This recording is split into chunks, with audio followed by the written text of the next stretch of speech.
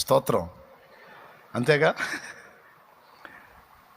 ఇది రెండోసారి జల్లింపు అంటారు దీన్ని. నూర్పిడి చేయబడుట ద్వారా, దంచబడుట ద్వారా మనం కొంచెం నొప్పిని భరించాల్సి ఉంటుంది, కానీ ఒక మేలైతే మనకు జరిగిద్ది.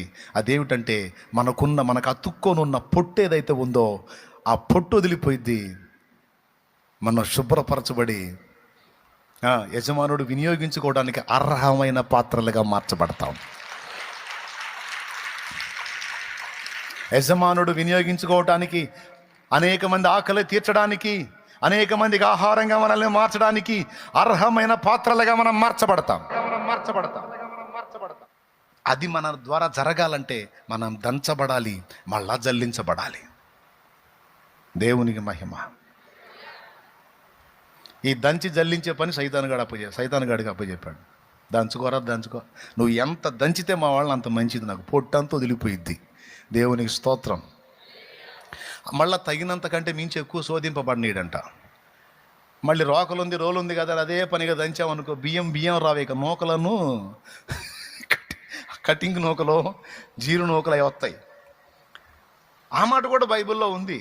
1 కొరింథీ పత్రిక 10వ అధ్యాయము 12వ వచనం, సాధారణంగా మనుషుల కలుగు శోధన తప్ప మరి ఏది మీకు సంభవింపలేదు. చదువు. దేవుడు నమ్మదగిన వాడు, మీరు సహింపగలిగినంత కంటే ఎక్కువగా ఆయన మిమ్మును శోధింపబడనీయడు. బియ్యం రేంజ్కి రానిస్తాడు కానీ నూకలు కానీడని. ఇంకా దంచాడని ఎక్కువ బియ్యం పిండి వచ్చింది బయటికి. ఇక బియ్యం పిండి అరిసెలు చేసుకోవడానికి తప్ప వండుకొని తింటానికి పని. దేవునికి స్తోత్రం. ఏమండి, ఎంత సీరియస్గా వింటున్నారా? లేకపోతే అట్లేం లేదుగా, తీసుకుంటారా? దంచబడిన అనుభవాలు కూడా ఉంటాయి మనకి. అయితే ఆయన ఏం చెబుతున్నాడో తెలుసా? ఎక్కువ ప్రెస్గా నేను పొట్టుపోయేంత వరకు నేను అవకాశం ఇస్తాను.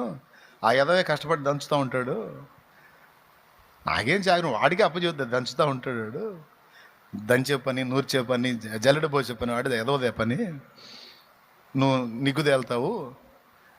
నువ్వు నిగ్గుదేలినప్పుడు, నీ నీతి బయలుపరచబడ్డప్పుడు, నీ విశ్వాసం బయలుపరచబడ్డప్పుడు, పోరాటంలో నువ్వు గెలిచినప్పుడు మరి నీకు బహుమానం ఇవ్వద్దు నేను?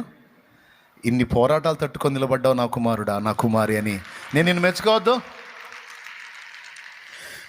నా విశ్వాసమే సువర్ణమై సువర్ణమై